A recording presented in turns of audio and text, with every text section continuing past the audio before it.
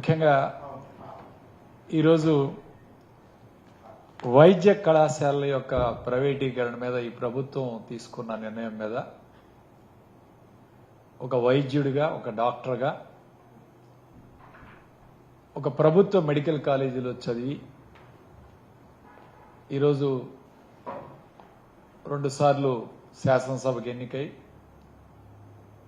వైద్యం మీద ఈరోజు మాట్లాడుతూ ఉన్నాను. ముఖ్యంగా ఈ ప్రభుత్వం తీసుకున్న ఈ యొక్క అనాలోచన నిర్ణయాన్ని తీవ్రంగా ఖండిస్తూ, ముఖ్యంగా ఈరోజు సేఫ్ క్లోజ్ చేసి జీవో కూడా ఇష్యూ చేయడం జరిగింది. GO number 27. అట్లానే పార్వతీపురం మెడికల్ కాలేజీకి పిలిచిన టెండర్లు క్లోజ్ చేయటం, అట్లానే ఏపీఎంసీఎండిసి చైర్మన్ చల్లుపల్లి శ్రీనివాసరావు గారు స్టేట్మెంట్ ఇస్తూ ఈ కొత్త మెడికల్ కాలేజీలన్నీ కూడా పీపీపీ మోడ్లో తీసుకువెళ్లే కార్యక్రమం చేస్తామని చెప్పి ఈ ప్రభుత్వం ఆలోచన చేస్తుందని చెప్పి ఒక ప్రకటన చేయటం, వీటన్నిటి మీద కూడా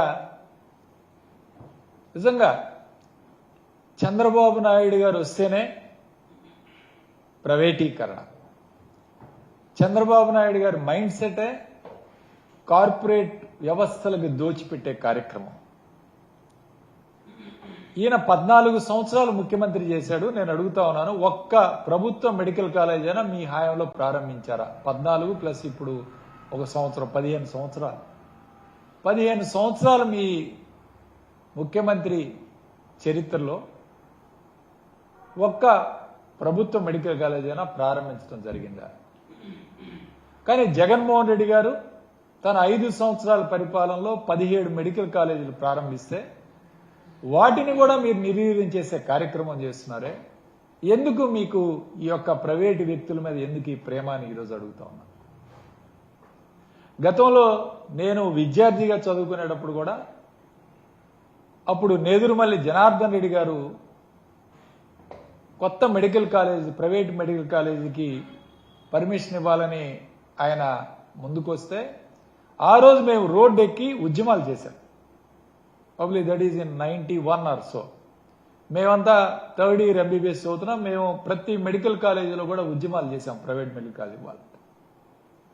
ఈ రోజున మీరు ఇష్టాపరంగా ప్రైవేట్ మెడికల్ ఆల్రెడీ మీ హయాంలో ఇచ్చారు. ఎవరికి ఇచ్చారు? మీ అనుమాయులందరికీ ప్రైవేట్ మెడికల్ కాలేజీలు అప్పచెప్పారు ఈ రాష్ట్రంలో. నారాయణ ఒకవైపు, ఎన్ఆర్ఐ మెడికల్ కాలేజీలు, అట్లానే అందరూ ఈ రాష్ట్రంలో జిఎస్ఎల్ కానీ ఈ విధంగా అనేక మెడికల్ కాలేజ్ ప్రభుత్వ సంస్థ ప్రైవేట్ వ్యక్తులకి అప్పచెప్పి ఈరోజు వాళ్ళు ఏం చేస్తున్నారు మనందరికీ తెలుసు. ఈరోజు విద్యార్థుల దగ్గర నుంచి ఒక్కొక్క ఎంబీబీఎస్ సీటుకి దాదాపు 1.5 కోటి వసూలు చేస్తున్నారు ఈరోజు. అట్లానే ఒక పీజీ సీటుకి 1.5 కోటి నుంచి 3 కోట్ల దాకా వసూలు చేస్తున్నారు. ఈరోజు విద్యని, వైద్య విద్యని కార్పొరేట్ వ్యవస్థగా మార్చిన వ్యక్తి చంద్రబాబు నాయుడు కాదా అని ఈరోజు అడుగుతాం. మళ్ళీ ఇదే తతంగం. ఆ రోజు జగన్మోహన్ రెడ్డి గారు 17 మెడికల్ కాలేజీలు, ప్రభుత్వ మెడికల్ కాలేజీని సెల్ఫ్ ఫైనాన్స్ పద్ధతిలో ఆయన పెట్టాలని ఒక నిర్ణయం తీసుకుంటే ఎలక్షన్ ముందు అంటే ఈ డబ్బులు ప్రభుత్వానికే వెళ్తాయి, ప్రభుత్వమే కొంత మెయింటైన్ చేస్తుంది, ఈ డబ్బులతోటి సపరేట్గా నిధి ఏర్పాటు చేసి ప్రభుత్వమే ఆ మెడికల్ కాలేజీని రన్ చేస్తుందని చెప్పి జగన్మోహన్ రెడ్డి గారు ప్రకటిస్తే ఎన్నికల సమయంలో చంద్రబాబు నాయుడు, పవన్ కళ్యాణ్, లోకేష్ ముగ్గురు కూడా తిట్టి ఆ రోజు మేము వస్తే పూర్తిగా ప్రభుత్వ మెడికల్ కాలేజ్ రన్ చేస్తామని ఎన్నికల ముందు హామీ ఇచ్చారు. ఇదే మెడికల్ కాలేజ్ పరిస్థితి. మరి ఈ రోజు ఏమైంది హామీ అని చంద్రబాబు నాయుడు అడుగుతాం. ఎప్పుడు అంతే, ఎన్నికల ముందు ప్రజలకి హామీలు ఇస్తాడు, ఎన్నికలు అయిపోయిన తర్వాత వాటన్నిటినీ కూడా మర్చిపోయాడు. అసలు వాటి గురించి మాట్లాడే ఇది కూడా అవకాశం కూడా ఇవ్వడు చంద్రబాబు నాయుడు. అలాంటి దుర్మార్గ పరిపాలన చేస్తున్నాడు వాడు. ఈరోజు చంద్రబాబు నాయుడు నిజంగా లాస్ట్ ఉగాది రోజున, ఉగాది పండగ రోజు 2024 ఉగాది అంటే ఎన్నికల ముందు గుడిలోకి వెళ్ళి పూజ చేసుకొని కొబ్బరికాయ కొట్టి బయటకు వచ్చి ఏమన్నాడండి, వాలంటీర్లకు 10,000 ఇస్తాను, వాలంటీర్ వ్యవస్థ కొనసాగిస్తానని చెప్పాడు. ఈరోజు ఏమంటున్నాడు, బిడ్డ అసలు పుట్టందే పేరు ఎట్టు పెడతామని చెప్తా ఉన్నారు ఇవాళ. అంటే ఉగాది రోజున పండగ రోజు ఇచ్చిన మాటకు కూడా ఇతను ఎప్పుడు కూడా కట్టుబడి లేడు. అలానే ఈరోజు ప్రైవేట్ మెడికల్ కాలేజ్ విషయంలో కూడా, ప్రభుత్వ మెడికల్ కాలేజ్ విషయంలో కూడా ఇదే మోసం చేస్తున్నాడు ప్రజల్ని. ఎవరికి కట్టుబడి, ఎవరు లాభ పొందుతారు? ఈరోజు చంద్రబాబు నాయుడు అనుమానులు లబ్ధి పొందుతారు. వాళ్ళందరికీ మెడికల్ ఇస్తే వాళ్ళు బాగా డబ్బులు సంపాదించుకొని రేపు మీ పార్టీకి ఫండ్స్ ఇవ్వటం కానీ, పార్టీలో ఉన్న వ్యక్తులకి ఈరోజు మేలు చేసే కార్యక్రమం చేస్తారు తప్ప ఒక పేద విద్యార్థికి న్యాయం జరుగుతుందా? మాకు తెలుసు, మేము ఎంబీబీఎస్ సీట్ రావాలంటే మేము చదువుకునేటప్పుడు 500 ర్యాంకు లోపు వస్తేనే జనరల్ కేటగిరీలో సీట్ వచ్చేది ఈ రాష్ట్రంలో. అటువంటిది ఇవాళ 2450 జనరల్ సీట్లు ఇవాళ కోల్పోతున్నాం, ఎంబీబీఎస్ సీట్లు. ఇప్పుడు ఈ రాష్ట్రంలో 2300 సీట్లుంటే ప్రభుత్వ సీట్లు, ఇవాళ ఇంకొక 2450 యాడ్ అయితే దాదాపు 4600 సీట్లు ఫ్రీ సీట్స్ ఉంటాయి. అంటే పేద విద్యార్థులు కేవలం ప్రభుత్వం అడిగే ఫీజు, నాకు తెలిసి మేము అప్పుడు ఫీజు కట్టింది కూడా 541 రూపాయలు, 291 చలానా, 241 చలానా, 541 రూపాయలు ఫీజు కట్టి సంవత్సరానికి చదువుకున్నాం. ఇవాళ ఎవరు నష్టపోతున్నారు? పేద విద్యార్థులు నష్టపోతున్నారు. వీళ్ళలో కనీసం 50% సీట్లు వేసుకున్నా, ఏది 2400లో 1225 సీట్లు మనం పేద విద్యార్థులకు కేటాయించాలి. ఇవాళ ఎంతమంది ఇబ్బంది పడుతున్నారు? వైద్య విద్య కోసం కర్ణాటక వెళ్తున్నారు, మహారాష్ట్ర ఇతర రాష్ట్రాలకు వెళ్తున్నారు, ఇతర దేశాలకు వెళ్తున్నారు, డబ్బులు లక్షల్లో ఖర్చు పెట్టి ఇవాళ చదివి. ఫిలిప్పైన్స్ లో ఒక్కొక్క విద్యార్థి 30 లక్షల నుంచి 40 లక్షలు ఖర్చు పెడుతున్నాడు. ఇవాళ ఎంతమంది విద్యార్థులు బయటికి వెళ్లి చదువుకుంటుంటే మీరు ఈ రాష్ట్రంలో ప్రభుత్వమే భూములు ఇచ్చి, ప్రభుత్వమే డబ్బులు ఖర్చు పెట్టి ఇవాళ 16,000 కోట్ల ఖర్చుతో మెడికల్ కాలేజ్ ప్రారంభిస్తే ఎందుకు మీరు ప్రైవేటీకరణ చేస్తున్నారు? ప్రభుత్వం భూమి ఇచ్చింది, ప్రభుత్వం ఇవాళ భూమికి కూడా డబ్బులు చెల్లించింది, ప్రభుత్వమే కన్స్ట్రక్షన్ చేస్తుంది. ఇలాంటి కన్స్ట్రక్షన్ చేపించి అన్ని రెడీగా ఉంటే వడ్డించిన ఇస్తర్లు అన్ని పెట్టిస్తే దానిలో నీళ్లు పోస్తున్నాడు చంద్రబాబు నాయుడు. నీళ్లు పోసి పేదవాళ్ళని వాళ్ళు తినేయకుండా చేస్తున్నాడు. ఇది చాలా దారుణమైన అంశం. ఆల్రెడీ 5 మెడికల్ కాలేజీలు ఇవాళ జగన్మోహన్ రెడ్డి గారు ఆయన హయాంలోనే ప్రారంభించడం జరిగింది.